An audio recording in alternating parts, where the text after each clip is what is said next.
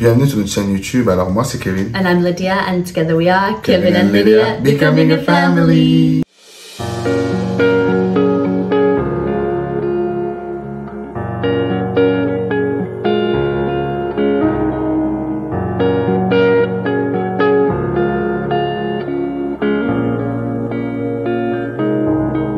Bienvenue à tous dans cette nouvelle vidéo. On a récemment fait une vidéo sur les 5 erreurs qui détruisent les couples. Aujourd'hui, on va faire les 5 erreurs qui détruisent les couples mixtes. Parce que souvent, la particularité des couples mixtes, c'est que tu ajoutes encore les différences culturelles, tu rajoutes selon vos mélanges.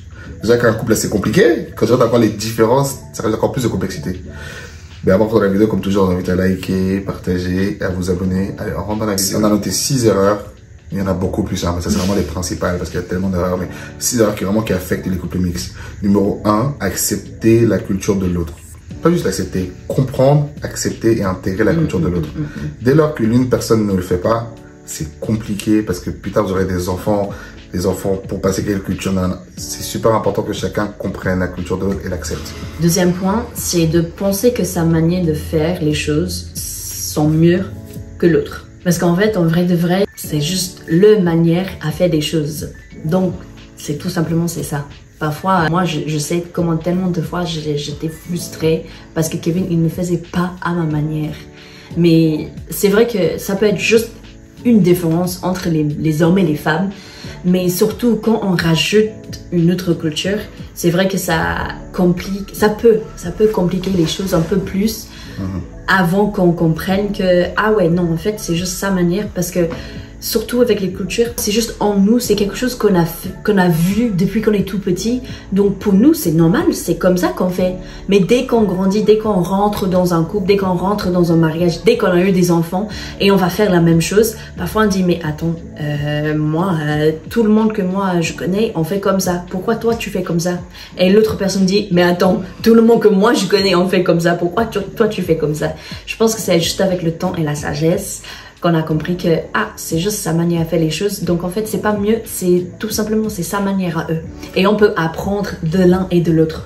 Et il y avait un pasteur qui disait quelque chose, Dieu ne fait pas d'erreur, Dieu savait que nos enfants avaient besoin sa manière à elle et ma manière à moi pour nos enfants. S'ils voulaient pas ça, ils l'auraient pas mis ensemble, il aurait mis 2 personnes qui sont tout un monde entier qui font ça. Parce qu'en fait, souvent quand vous pensez que vous faites mieux que votre mari, c'est bête en fait. Votre manière, votre enfant a besoin de ça. La manière de votre mari, Dieu il savait que votre enfant a besoin des deux en fait. Le troisième point qui va pas avec tout ça, c'est vouloir que votre partenaire change par rapport à votre culture. Je sais que moi j'ai beaucoup vu quand je suis allé chez les Anglais, c'était en mode, on voulait pas, c'était plus, on te demande comment eux ils font, et genre limite, si tout le monde te dit, c'est comme ça que tu dois faire, t'es en mode, champion, moi je suis camerounais, c'est comme ça que je fais mes choses à moi, je respecte vos choses, il faut respecter parce que je respecte votre culture, je la comprends, je l'accepte. Mais c'est pas pour autant que je suis pas anglais. Et pareil, Lydia n'est pas camerounaise. Donc il y a des choses que voilà, tu peux pas attendre d'elle, parce que c'est une femme camerounaise, elle peut accepter et intégrer la culture. Mais à la fin de la journée, elle est pas camerounaise. À la fin de la journée, je suis pas anglais. Donc tu peux pas vouloir changer ton partenaire. Soit si tu voulais pas ça, mais tu mets pas avec une personne différente. C'est ça aussi qu'au bout d'un moment, les gens se rendent pas compte. Parfois, des enfants métis, ils se rendent pas compte du début. Ils se rendent dans des relations après, quelques temps après, ça dure pas.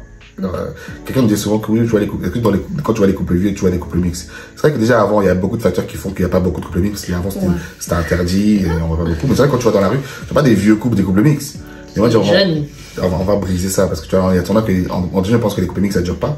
Mais parce que il y a beaucoup de défis. Il y a beaucoup de défis pour les couples mixtes, mais tu peux y arriver. Quatrième point, c'est ne pas gérer les différences culturelles dans l'éducation de l'enfant. C'est-à-dire, je pense qu'il faut accepter et respecter chaque manière d'élever les enfants, c'est leur manière. C'est en fait, ça va avec ce que je disais tout à l'heure.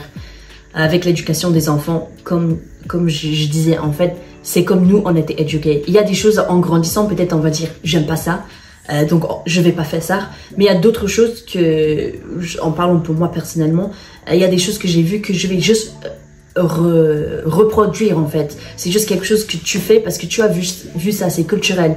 Donc parfois, il faut laisser ton partenaire éduquer tes enfants, et c'est après que tu peux avoir les conversations qu'en fait, moi j'aime pas trop ça, ou j'aime pas cette manière de faire les choses. C'est vraiment dans le moment, il faut observer, parce que sinon après, tout ce qu'on modèle, c'est nos enfants qui voient ça. Donc en fait, ça complique un peu les choses, mais bon, Et en fait, je trouve que ce point, ça va vraiment avec, il faut pas penser que la manière de faire quelque chose est mieux que l'autre. Mais bon, ça peut en fait, sortir beaucoup dans l'éducation des enfants. Quand vous parlez pas forcément, tu peux parler de ça, mais tant que t'es pas dedans, tu peux comment éduquer les enfants et tout. Mais c'est vrai que c'est quand vraiment t'as votre enfant qui vient votre parce qu'il est moitié camerounais, moitié anglais. Tu vas pas l'élever comme un enfant blanc parce qu'il est pas blanc. Tu vas pas l'élever comme un enfant noir parce qu'il est pas noir, il est métis. Donc, mais il faut qu'il y ait ces deux cultures, il soit fier des deux. Donc, nous, notre enfant, on comprend les meilleurs. Déjà, étant chrétien, c'est les valeurs du royaume de Dieu en premier, mais aussi il y a les valeurs camerounaises que j'aime trop, que mes parents m'ont donné, et je vois qu'à marcher, qui sont différentes des valeurs européennes, que Lydia ne comprend peut-être pas. Parce que par exemple, le respect de l'ancien. Par exemple, en Europe, c'est pas un truc que parce que ton grand frère, tu parles pas à ta manière à ton grand frère. Chez nous, tu parles pas n'importe comment à ton aîné. Mais après, ce que nous aussi on veut pas non plus que tu fasses le ciciat, parce que chez nous, la culture, le grand fait trop le ciciat au petit. Donc, il y a des trucs, on fait des mélanges, que moi, il y a des trucs de ma culture que j'aime, que Lydia, elle comprenait peut-être pas au début, quand même, mais pourquoi, ça?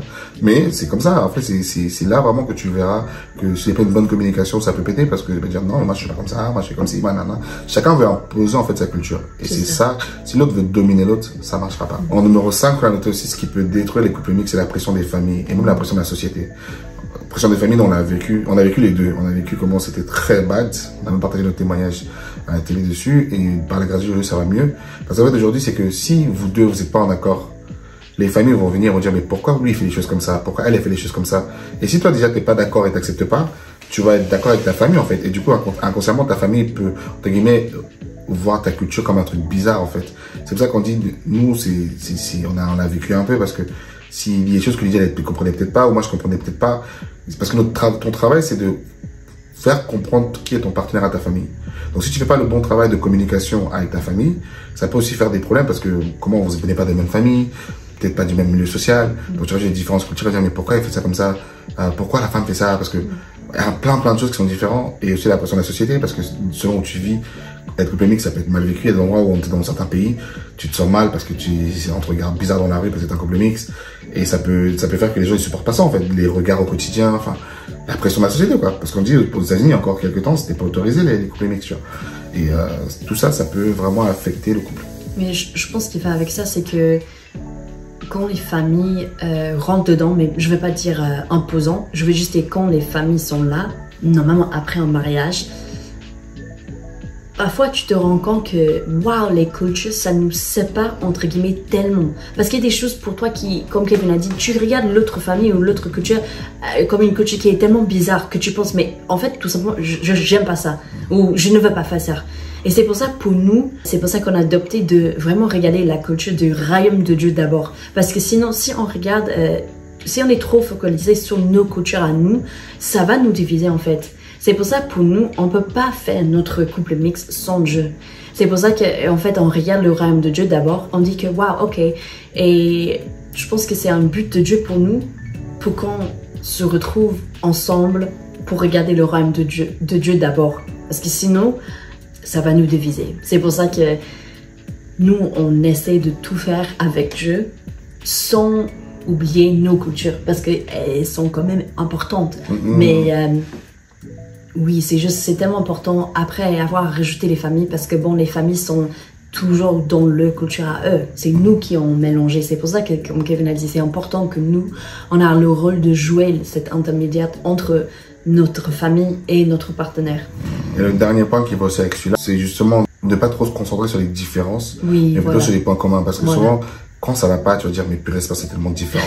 Et donc, surtout dans les moments où ça va pas, mais essayer de se concentrer sur ce qui va. Et les points communs, notre point commun, nous, c'est la foi, c'est Dieu. Parce qu'à la fin de la journée, on regardait l'émission l'autre jour, les gens, les couples, ça devenait un peu politique sur les choix des partenaires et tout. On se dit, mais non, Lydia, elle peut être conservatrice, elle peut être républicaine, elle peut être RN, elle peut être, je regarde, mais le fait d'avoir Dieu, en fait, comme valeur suprême, bah, ça nous rassemble parce que Dieu, c'est quoi? Dieu, c'est l'amour. Dieu, c'est vers les autres. Dieu, c'est le pardon. Dieu, c'est la tolérance. En fait, si tu as Dieu comme valeur commune, bah, tout le reste, en fait, on s'en fiche. On s'est jamais dit quelles sont tes valeurs politiques. Tu veux de quoi? Quelles sont tes valeurs ci, tes valeurs ça? Parce que nos valeurs, en fait, si tu as les valeurs de Christ, tu as tout, en fait. Donc, c'est pour ça qu'en fait, ayant cette base, la foi, c'est ça qui permet de passer au-dessus de toutes les différences culturelles, entre guillemets. De dire, bah, en fait, le royaume de Dieu, c'est quoi? C'est différentes ethnies, c'est différentes couleurs de peau, c'est différentes langues. Et Dieu, au travers des couples mixtes, il est en train de réunir son peuple, en fait. Parce que le royaume de Dieu, c'est différent. Quand on a nos enfants, c'est le fruit de tout ça, en fait, du royaume de Dieu, la représentation.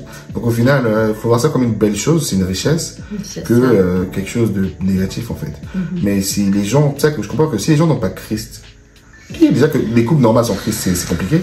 Un couple mix sans crise, tu vas péter un plomb parce que tu vas pas comprendre, tu vas dire mais pourquoi il fait ci, pourquoi il fait ça, blablabla. Au final, l'ennemi va faire que vous regardez que vos différences et vous n'aurez pas les points communs ne sont pas assez forts pour vous garder. Alors que nous, notre point commun, c'est le rocher, c'est Christ, le rocher. Le vent peut venir, la tempête peut venir, ça peut souffler, on ne bougera pas. La fondation, elle est solide. Mais si les fondations, vous n'avez pas Christ comme votre fondation, dans un couple même tout court, vous n'arriverez pas. En tout cas, on espère que ce genre de vidéo vous aide. Si vous avez été dans un couple mix et ça n'a pas marché, vous êtes dans un couple mix, vous avez vu quelques problèmes, dites-nous en commentaire, ça nous intéresse d'avoir votre retour d'expérience également. Mais ouais, dites-nous si ce genre de vidéo vous intéresse. En tout cas, on va dans la prochaine vidéo. À bientôt. Bye.